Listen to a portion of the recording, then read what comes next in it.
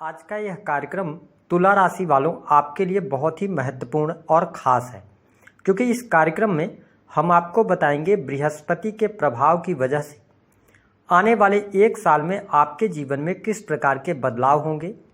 क्या वास्तव में बृहस्पति का गोचर आपके जीवन में खुशहाली लेकर आने वाला है? क्या आपके जीवन में जो समस्याएं चल रही हैं उनका समाधान निश्चित तौर पर आपको प्राप्त होगा? इसके बारे में इस वीडियो में हम डिटेल में चर्चा करेंगे। यदि आपके पास समय ना हो तो आप अभी इस वीडियो को स्किप कर दें, लेकिन जब भी आप इस वीडियो को देखिएगा तो पूरा देखिएगा, क्योंकि यदि आपने इस वीडियो को समझ लिया तो आपको यह पता चल जाएगा कि आपके जीवन में बृहस्पति के प्रभाव के कारण अगले एक साल में क्या अचीवमेंट आप प्राप्त कर सकते हैं और किन क्षेत्रों में आपको एनर्जी लगानी चाहिए। तो देखिए, जब हम बात करते हैं ज्योतिष शास्त्र में बृहस्पति ग्रह की, तो बृहस्पति ही एक ऐसे मात्र ग्रह हैं जो वृद्धि के कारक ग्रह माने जाते हैं। बृहस्पति को किस्मत का कारक कहा जाता है। बृहस्पति का हम सब के जीवन में प्रत्येक क्षेत्र को में इनका प्रभाव होता है, क्योंकि जन्म कुंडली में इनको विभिन्न भावों का कारकत्व प्राप्त होता है, जैसे कि शिक्षा, धर्म, ज्ञान, बड़े बुजुर्ग, बड़े लोगों से मिलने वाला सहयोग, महिलाओं के संपूर्ण वैवाहिक जीवन की जिम्मेदारी बृहस्पति के पास होती है, क्योंकि इन्हें पति का कारक कहा जाता है। साथ ही इन्हें संतान, संतान का सुख, धन वृद्धि, इन सभी क्षेत्रों का कारकत्व प्राप्त है। बृहस्पति जिनकी भी पत्रिका में अच्छे होते हैं, ऐसे लोगों में के जीवन में लगातार उपलब्धियां और धन वृद्धि बनी रहती है। साथ ही किस्मत का साथ भी इनको मिलता रहता है। साथ ही बृहस्पति को शिक्षा का, इसके साथ ही जुडिशरी और लॉ के फील्ड का भी कारकत्व प्राप्त है। तो आइए जानते हैं कि जब बृहस्पति देव का गोचर आपके अष्टम भाव में होने जा रहा है तो किस प्रकार के प्रभाव अगले 1 मई 2024 से लेकर 14 मई 2025 तक मिलेगा, इस पर चर्चा करते हैं। देखिए, बृहस्पति आपकी राशि जो है ना वो तुला है, और आपके राशि के स्वामी जो बनते हैं वो शुक्र देव बनते हैं, ठीक है। और शुक्र की ही राशि में बृहस्पति का गोचर हो रहा है, वृषभ राशि में, और वृषभ राशि धन को एकत्रित करने वाली राशि है।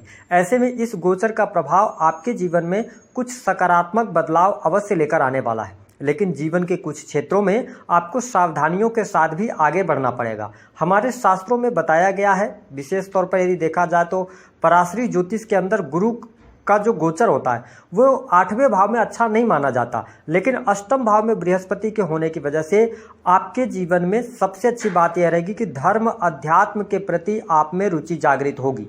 अष्टम भाव अकल्ट, एस्ट्रोलॉजी का होता है, रिसर्च का होता है। तो यदि आपके जीवन में ऐसा कोई भी कार्य है जो कि रिसर्च से जुड़ा हुआ है, ठीक है, अकल्ट से आप जुड़े हुए हैं, तो यह समय आपके लिए अनुकूल रहेगा। जैसा कि मैंने पहले वीडियो में बताया कि बृहस्पति आपके लिए योग कारक प्लैनेट नहीं है, और ये छठे के स्वामी होकर अष्टम में आ रहे हैं, तो परिस्थितियों को बेहतर करने का कार्य अवश्य करेंगे। यदि आप नौकरी कर रहे हैं, प्राइवेट सेक्टर के अंदर जॉब कर रहे हैं, तो चीज़ें आपके लिए अनुकूल होती नजर आएंगी। आपके लिए प्रमोशन वगैरह के भी योग बनेंगे। हाँ, जो लोग डाटा एनालिसिस से जुड़ा हुआ काम करते हैं, या आजकल जो ऑनलाइन के जितने भी काम होते हैं, अगर आप इससे जुड़े हुए हैं तो आपको कहीं ना कहीं से लाभ अवश्य प्राप्त होगा। अष्टम भाव में बृहस्पति के आने की वजह से आप देख पाएंगे कि आप यदि मैन्युफैक्चरिंग यूनिट से जुड़े हुए हैं, आप किसी भी प्रकार के सामान की प्रोडक्टिविटी का कार्य करते हैं, यानी कि उत्पादन का काम करते हैं, तो बृहस्पति का यह गोचर आपके लिए लाभकारी साबित होगा। बृहस्पति की जिस भाव में बैठते हैं उस भाव का नाश करते हैं। अब इसके जो बृहस्पति को आपको समझने की आवश्यकता ऐसे है कि देखिए, अष्टम भाव क्या है? अष्टम भाव आकस्मिक रूप से होने वाली घटनाओं का है, ठीक है। इसके साथ में आप देखेंगे कि अष्टम भाव से दुख, कष्ट, पीड़ा को भी देखा जाता है। तो जब बृहस्पति अष्टम भाव में है, और शास्त्रों के अनुसार यह कहा जाता है कि बृहस्पति जिस भाव में बैठते हैं उस भाव का नाश करते हैं, तो निस्संदेह आपके जीवन से परेशानियों का ये नाश करने का काम करेंगे। तो बेहतर ही स्थितियां आपके लिए बनेंगी, आकस्मिक धन लाभ के योग आपके लिए बनेंगे। देखें, बृहस्पति की जो 5वीं दृष्टि है, ठीक है, वो आपके 12th हाउस पर पड़े। यह समय आपके लिए बहुत बढ़िया रहेगा। कैसे कि यदि आप विदेश भ्रमण करना चाहते हैं, आप विदेश के लिए प्रयास कर रहे थे लेकिन आपको वीज़ा वगैरह नहीं मिल पा रहा था, तो यह 1 साल का टाइम फ्रेम आपके लिए बहुत बढ़िया रहेगा। विदेशी भूमि से लाभ मिलेगा। यदि आप विदेश में जाकर जॉब वगैरह करना चाहते हैं तो आपके लिए समय लाभकारी रहेगा।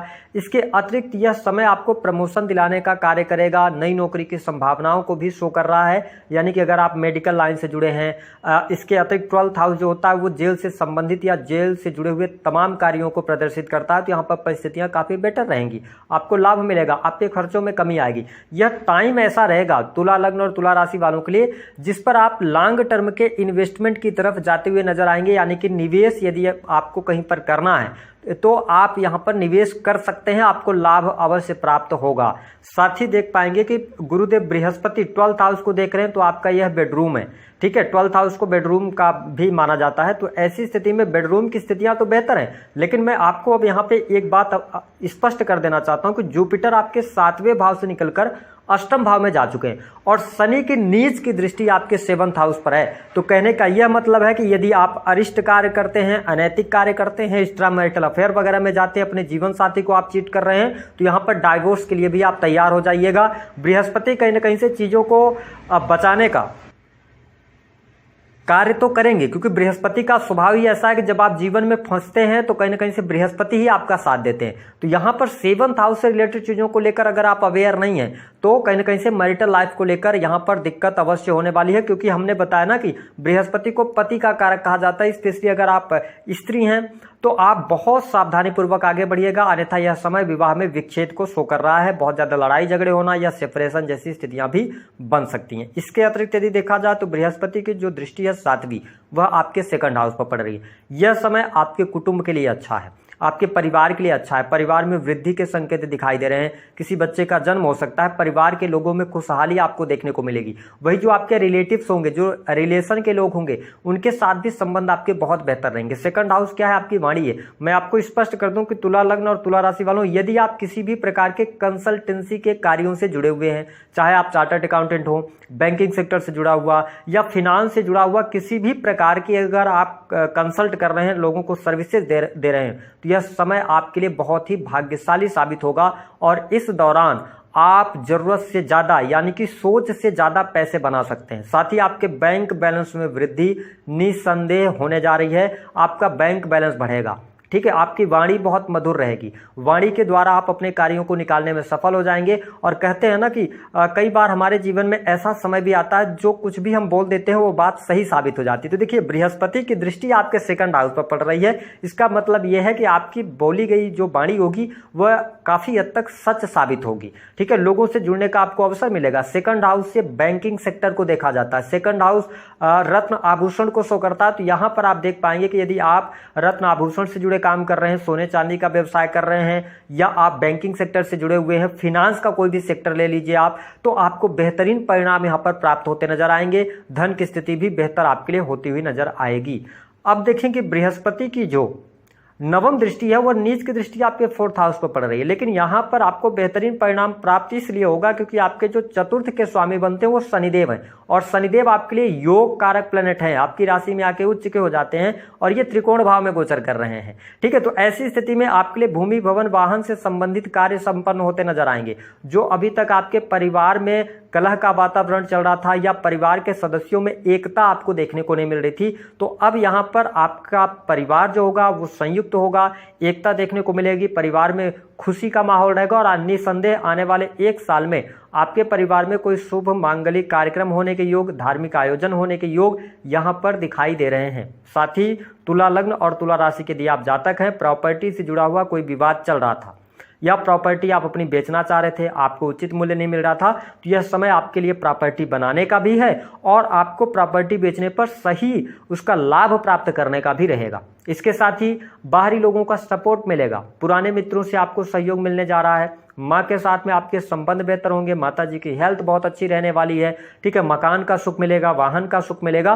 तो मैं 4th हाउस से रिलेटेड चीजों को बहुत अच्छा देख रहा हूं। अब यहां पर ये देखें कि 4th हाउस से रिलेटेड चीजों के जिनके बारे में हमने बताया आपको, यहां पर क्या है कि आपको थोड़ी सी मेहनत या संघर्ष करना पड़ेगा क्योंकि नीच की दृष्टि पड़ रही है ना, तो इसका ध्यान रखें। हालांकि अगर तुला लग्न और तुला राशि वालों के लिए हम बात करें तो यह समय अवधि आपके शत्रुओं के लिए कहीं ना कहीं से शत्रु आपसे पराजित होंगे। कोर्ट कचहरी आदि का कोई मामला चल रहा है उसमें भी आपको विजय प्राप्त होगी क्योंकि 12th हाउस आपके एक्टिवेटेड हो रहा है। इसके साथ में आप देख पाएंगे कि प्रेम संबंधों में अनुकूलता आपको देखने को मिलेगी।